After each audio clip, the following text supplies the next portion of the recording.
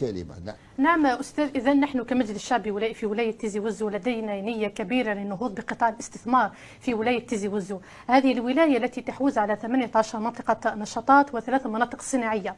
فيما يخص مناطق النشاطات 90% كلها مجمدة، يعني جاية في أراضي قاحلة مهترئة لم تستفد من أشغال تهيئة والترميم، ما عدا منطقة النشاطات بمكودة التي استفادت بغلاف مالي يقدر ب 347 مليون دينار جزائري لتهيئة هذه منطقة النشاطات. هل هي مستغلة؟ لا، لم تستغل، يعني هذا تم التهيئة نتاعها، يعني خصص لها هذا المبلغ للانطلاق لتهيئة منطقة النشاطات ببلدية مكودة. باقي المناطق الأخرى مثل منطقة النشاطات قرية إعفجن ببلدية بوجيمة، ثل عثمان، بوغني، تدميت، كلها في حالة جمود وفي وضعية مهترئة. فيما يخص المنطقة الصناعية دراع الميزان وتيزي غنيف، إذا بفضل المجهودات المبذولة من طرف المجلس الشعبي الولائي كذلك بالتنسيق مع الهيئة التنفيذية تم رفع الجمود تجميد على هذه المنطقة. فيما تبقى منطقة الصوامع التي تعتبر أكبر منطقة صناعية بولاية تيزي وزو بمساحة تقدر ب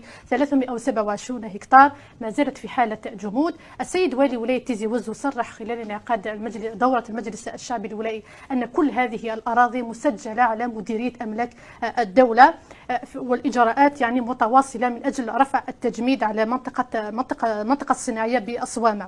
حسب الإحصائيات كذلك التي أفادنا بها السيد مدير الصناعة بولاية تيزي وزو فيما يخص استرجاع العقارات الغير المستغلة، سنة 2022 تم استرجاع 3 هكتارات من العقارات الصناعية الغير المستغلة. فيما يخص الثلاثي الأول من سنة 2023 تم استرجاع حوالي 1 هكتار و4000 متر مربع، والذي يمثل 15 قطعة أرضية.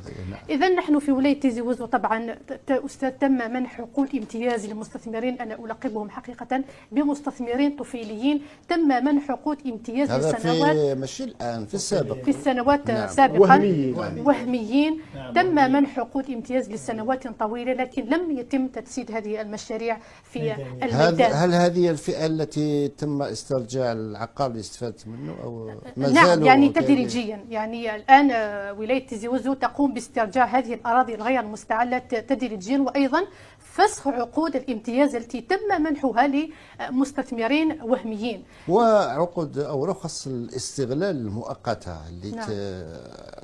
باشرتها الحكومة في إطار رفع العراقيل الإدارية. هل كيف راه ماشي الحالة ميدانيا في ولاية تيزي وزو؟ هل كاين مستثمرين استفادوا من هذه الرخص وبداوا في الإنتاج أو مازال؟ الأستاذ، المشكل في ولاية تيزي وزو يعود إلى وضعية مناطق النشاطات والمناطق الصناعية. اليوم لما تعطيه للمستثمر حامل، يعني أتكلم عن مستثمر حقيقي حامل لمشروع، نعم.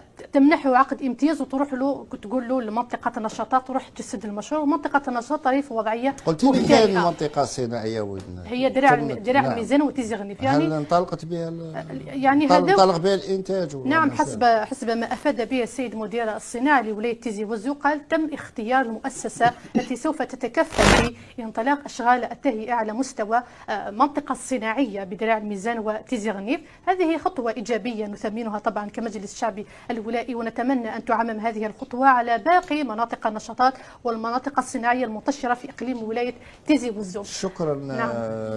نعم. وأعتقد بأنك مثلت ولاية تيزي وزو أحسن تمثيل كمنتخبات.